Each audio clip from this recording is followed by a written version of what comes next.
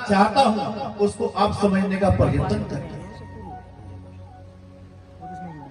तो यह आदमी सोचता है क्या कि बच्चे हैं, परिवार है, खाना पीना अच्छा चल रहा है, इससे आगे और क्या है।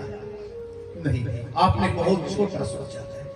कहते हैं कि पैर में मोच और छोटी सोच ये व्यक्ति को जीवन में कभी आगे बढ़ने नहीं देती। तो जैसे शिकारी जाता है और अपने कटवे को पानी में डालता है तो मछली लालच में आती है कि चलो कुछ खाने को मिला है। उस बेचारी को पता नहीं है कि तेरे साथ में क्या होने वाला है। तो जैसे वो जाकर उस कैंचुए को मुंह में पकड़ती है तो वो कटुआ फंस जाता है, और जैसे वो कटुआ फंस जाता है तो तुमको पता है कि फिर वो तड़पती भी बहुत है, मचलती भी बहुत है, लेकिन उसकी सहायता करने वाला कौन होता है। और शिकारी इसको क्या करता है, उसको निकाल कर थैले में डाल देता है। अब सोचती है, पश्चाताप करती है बेचारी कि क्या मेरे से कितनी बड़ी भूल हुई है। जो मैं जरा सा लालच ना करती तो इस शिकारी के कटवे में मैं कैसे फंसती, कैसे इसके थैले में आती। अब थैले में पड़ी सोच रही है, उसको पता है क्या कि अब तेरे साथ में क्या होने वाला है। ये लेके जाएगा तो कोई पुलिस नहीं आएगी बचाने के लिए, कोई व्यक्ति नहीं आएगा, और ये जाकर मेरे पीस करेगा, मेरे टुकड़े करेगा और मुझे खाएगा। तो थोड़े से लालच के कारण से मछली की क्या दशा हुई है। ऐसे ही जैसे मछली की दशा है, ऐसे ही इस व्यक्ति का भी हाल हुई है। ये जरा से लालच के कारण संसार की मोह माया में। हम ये नहीं कहते कि आप संसार का कार्य न करो, बिल्कुल करो,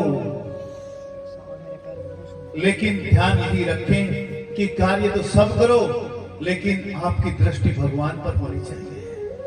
अगर आपने अपनी दृष्टि को भगवान से हटाकर संसार की तरफ अगर लगाया तो कहा है ऋषियों ने, ईश्वर के सिवाय कहीं भी मन को लगाया तो अंत में रोना ही पड़ेगा।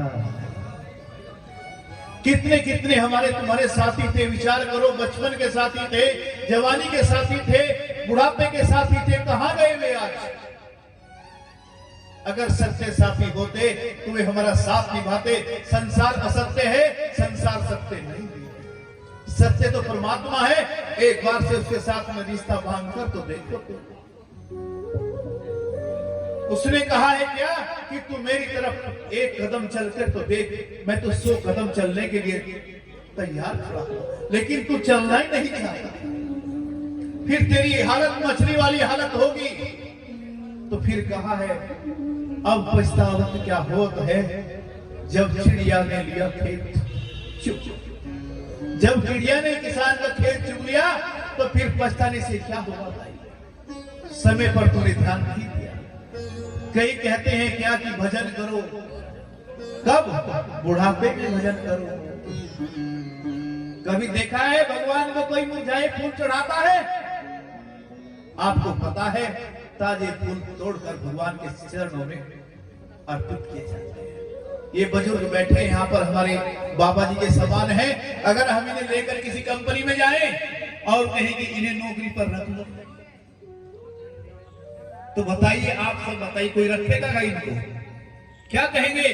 अरे कहने लगे भाई कुछ भी नहीं रहा, हड्डी हड्डी है, इनका क्या करेंगे हम इधर। तो भगवान भी कहता है, बेटे जवानी में तो मस्तानी चाल चलाए हैं, और बुढ़ापा जब बेकार हो गया, और कहा है बुढ़ापा भजन के लिए नहीं होता, बुढ़ापा तो बीमारियों का घर होता है। अब घुटने में दर्द है, अब पिंडली में दर्द है, अब कमर में दर्द है, अब सर में दर्द है, तो बुढ़ापे में भजन नहीं होता। भजन कर मस्त जवानी में, बुढ़ापा किसने देखा है। अभी कथा चल रही है आपके गांव में, और घर घर बच्चों ने प्रयास किया है, चावल भी पहुंचाए हैं, अलाउंस किए हुए हैं, लेकिन लोग फिर भी निकल नहीं रहे। क्या है, संसार को सत्य मान रहे हैं और सोच रहे हैं क्या सदा यही रहना है, यहां कहां रहेंगे। हमारे बाबा गए, हमारे पिताजी गए, चाचा ताऊ गए, तो हमारी क्या हस्ती है जो हम यहाँ पर रह सकते हैं। यहाँ कोई परमानेंट नहीं है। एक जगह और कथा चल रही थी हमारी, तो माता जी थी तो उनके घर में 2 बहुएं भी थी। तो बहुएं ने कहा कि माता जी मेहमान आ रहे, हम तो इस काम में लग रहे हैं, तुम कथा में चली जाओ।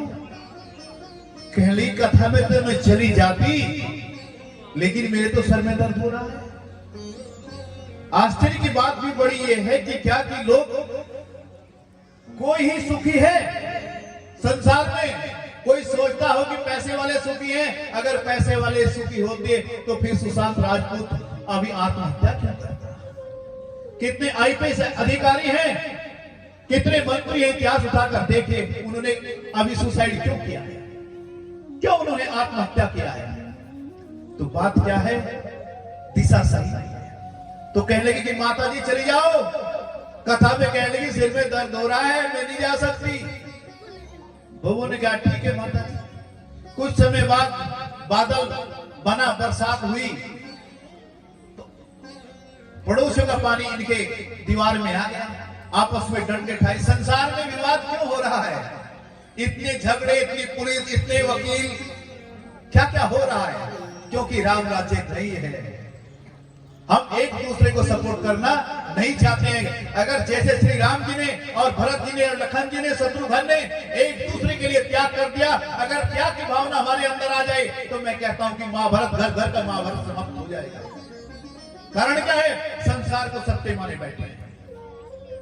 तो ये बुजुर्ग महिला नहीं गई, तो आपस में पानी का बहाव जब आया तो आपस में उसके छोरे भी थे, उसके छोरे भी थे, डंडा जो बजा तो ये भी उठी चारपाई से। कहने के देखो क्या हो गया। अब जैसे गई तो एक आई ऊपर से दीवार से, माता जी का सिर फाटा, खून में लथपथ। बहुए बोली कि माता जी अब बताओ सर का दर्द ठीक हो गया कि नहीं हो गया? कहने लगे हाँ अब हो गया।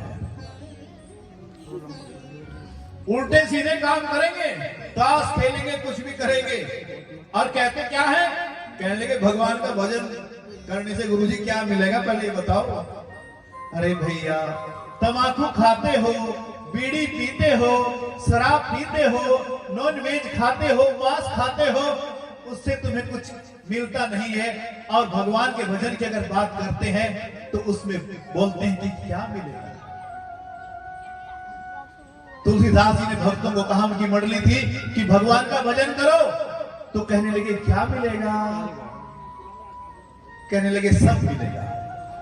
क्या चाहिए तुम्हें? कि हम तो संसारी जीव हैं, हमें और क्या चाहिए? सुख संपत्ति घर आए, कष्ट मिटे तन का, हमें और क्या चाहिए? यही तो चाहिए।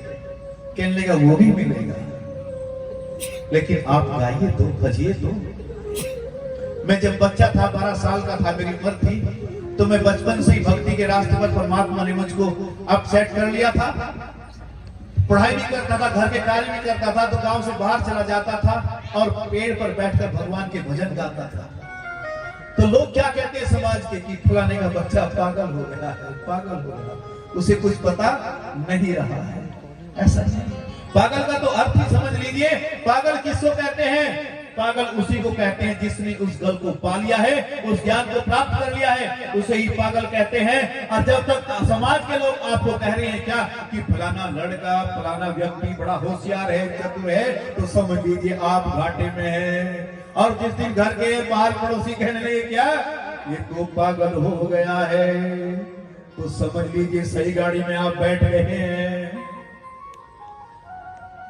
तो जीवन में अगर सुख और शांति चाहते हैं